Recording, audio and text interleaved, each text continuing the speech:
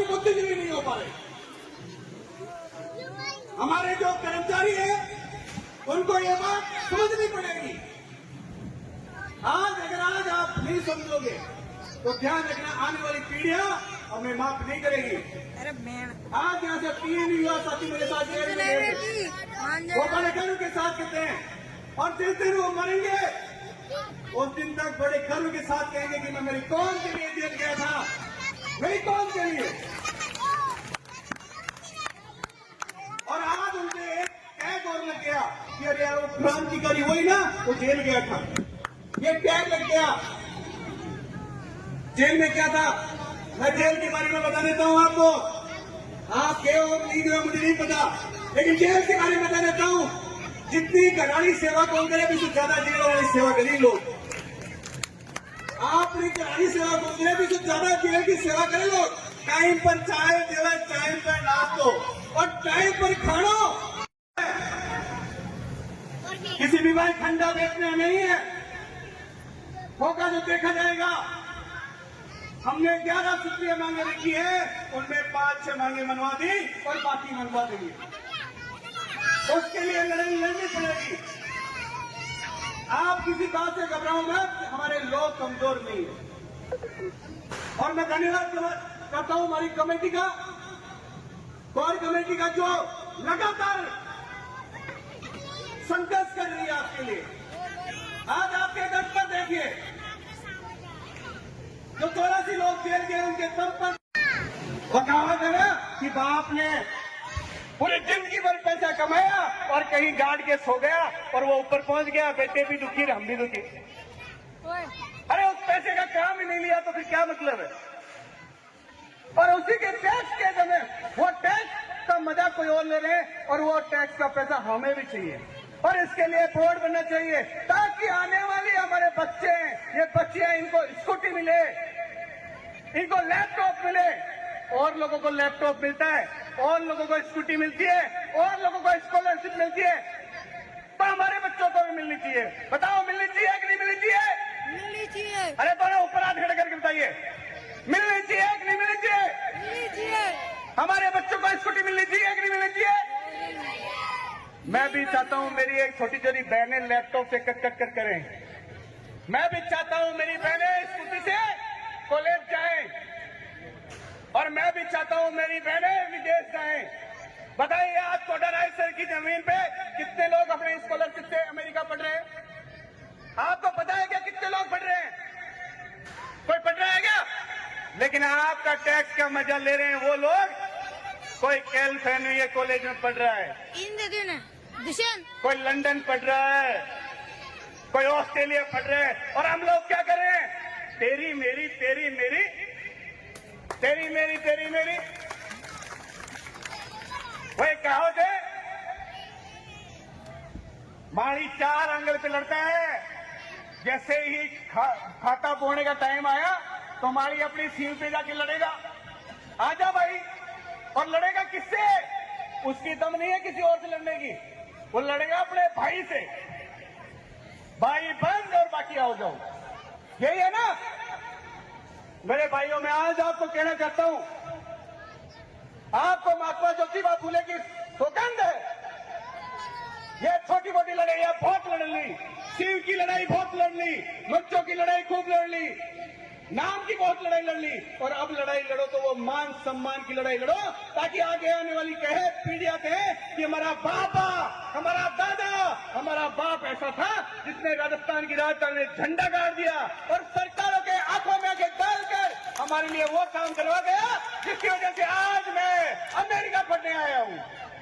ये ताकत खड़ी कर दो आप, और इस ताकत के दम पर कि आप अपने भविष्य, अपने बच्चों का भविष्य दे पाएंगे। क्या देखना, हमारे बाप दादा चले गए ऐसे ही हाथ ऊपर करके, कुछ नहीं किया उन्होंने। बताइए क्या किया? आज जो तुम धर्मशाला बनाए हो वो अपने पैसे की बनाए हो।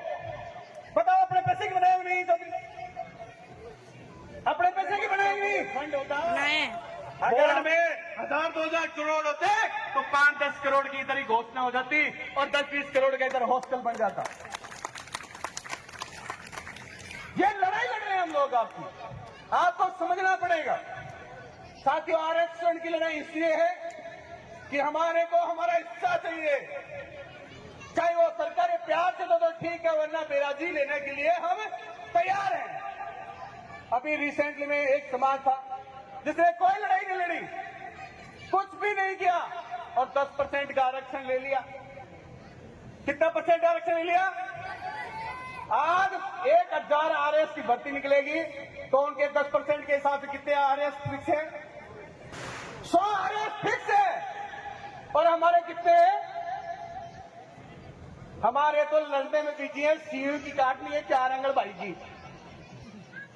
हाँ, हमारी महिलाएं लड़ाई ही बिकूड़ा पर नहीं, वो कचरा थोड़ा नहीं, किस कारण है? पड़ोसी जानी लड़ाई करनी है सुबह उठ।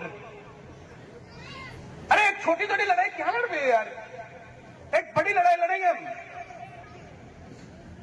तो इसलिए बड़ी लड़ाई आज बोर्ड बनना चाहिए, आरक्षण मिलना चाहिए, हमारा स्वाभिमान के लिए लड़ेंगे। मेरे भाइयों, समय की बहुत व्यवस्था है और मैं आपको फिर एक निमंत्रण देता हूं। आने वाली 25 फरवरी को फिर एक बार राजस्थान की राजधानी में झंडा काटेंगे और दुनिया को ये बताएंगे कि पिछली बार 2 लाख आए थे, अब की बार 20 लाख लोगों के साथ में ताकत दिखाएंगे। बताओ, ताकत दिखाओगे कि नहीं दिखाओगे? दोनों हाथ ऊपर खड़े करके बताइए और जयकारा लगाइए, हरे हर, जोरदार आवाज के साथ में। वो कहते हैं कि माड़ी भोलेनाथ का तगड़ा भगत ही सम्मान तगड़ो है, भोलेनाथ को हमड़ो। मुझे ये पढ़ा मैंने एक शास्त्र में कि एक बार हर हर महादेव का नारा लगा तो भोलेनाथ चाहिए, हरे हर। दोनों हाथ ऊपर करके मुझे लगना भी चाहिए ना कि आप वाकई 25 फरवरी को विधानसभा पे झंडा गाड़ने आ रहे हो।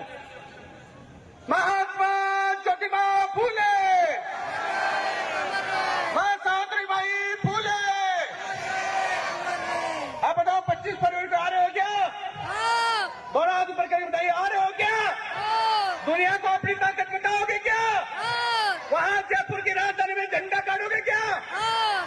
लेकिन इसके साथ साथ ये ध्यान रखना, हमारे बच्चों को पढ़ाना भूल मत जाना, क्योंकि ये जब तक बैठकर वो साइन नहीं मारेंगे जब तक हमको कुछ नहीं मिलने वाला। इसलिए अपने बच्चों को बाहर भेजिए पढ़ने के लिए, अपनी बहन बेटियों को बाहर भेजिए पढ़ने के लिए, लेकिन उन पे नजर गड़ाए रखना। नजर बहुत जरूरी है। अभी आ रहे थे रास्ते में, वकील साहब बता रहे थे कि मैंने एक रिट लगाई, उसमें से कहना तो नहीं चाहिए, बड़े दुख की बात है, राजस्थान हाई कोर्ट में 380 बच्चियों की रीट थी जो किसी और के साथ चली गई। और मैं से बड़े शर्म की बात है, 250 बच्चियां मेरे समाज की। मुझे दुख था इस बात का कि मेरे समाज की बेटियों को आखिर क्या कारण है, उनको किस प्रकार से ज्ञान नहीं मिल पा रहा, सही दिशा नहीं मिल पा रही। इसलिए अपनी बेटियों को सोने की जैसे पालो, लेकिन रानी लक्ष्मीबाई की जैसे उनको तैयार करना चालू कर दो,